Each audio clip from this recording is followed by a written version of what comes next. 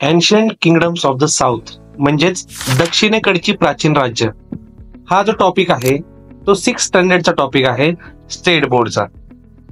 यामध्ये दक्षिणेकडची जी काही प्राचीन राज्य होती त्याविषयी आपण माहिती घेणार आहोत।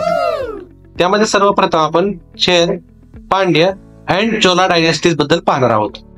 Of the many dynasties in South India 3 are mentioned in the literature of those times.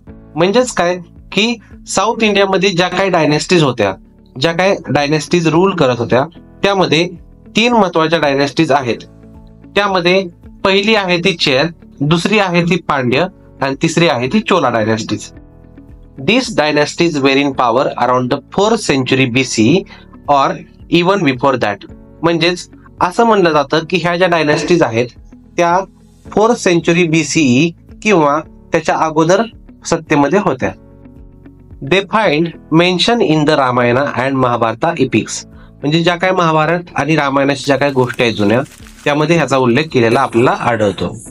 They have also been mentioned in the Sangam literature in Tamil and in the inscription of the Maurya emperor Ashoka.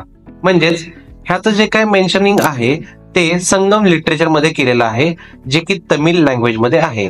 आणि तसंच पाहायला गेलं तर Maurya emperor जे अशोका होते त्यांच्या पण inscription मध्ये याचा उल्लेख केलेला आपल्याला दिसून येतो।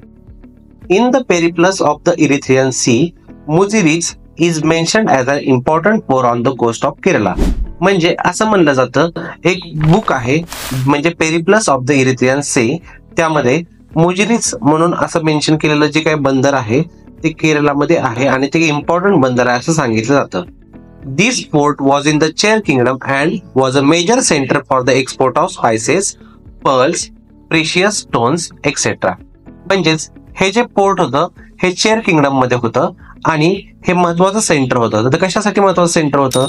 एक्सपोर्ट ऑफ स्पायसेस म्हणजे स्पायसेसला एक्सपोर्ट करण्यासाठी, त्यानंतरनं मोती एक्सपोर्ट करण्यासाठी आणि जे काही प्रेशियस स्टोन्स आहेत ते पण एक्सपोर्ट करण्यासाठी याचा वापर केला जात होता। आता हे कुठून कुठपर्यंत पाठवलं जायचं? तर जे रोम आहे इटली मधलं, तिथून ते बाकीच्या कंट्रीज ज्या आहेत वेस्ट मधल्या तिकडे सगळीकडे हे पाठवलं जायचं। The Pandya kingdom was a part of today's Tamil Nadu. म्हणजे सध्याचं जे तमिळनाडू आहे तिथंच ते पांड्य राज्य हे अस्तित्वात होतं। There was a great demand for their high quality pearls. जे काय पांड्य किंगडम होतं त्यामध्ये सगळ्यात जास्त हाय क्वालिटीचे जे मोती होते ना त्याची खूप जास्त डिमांड होती। The capital of this kingdom was Madurai.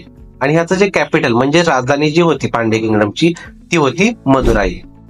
The ancient kingdom of the Cholas occupied the region of Tiruchirappalli in Tamil Nadu. आता जे एन्शियंट किंगडम जे होतं हे जुनं राज्य जे होतं चोलाचं, त्याने तिरुचिपल्ली जे ठिकाण आहे तमिळनाडू मध्ये ते पूर्णपणे ऑक्युपाय केलेलं होतं।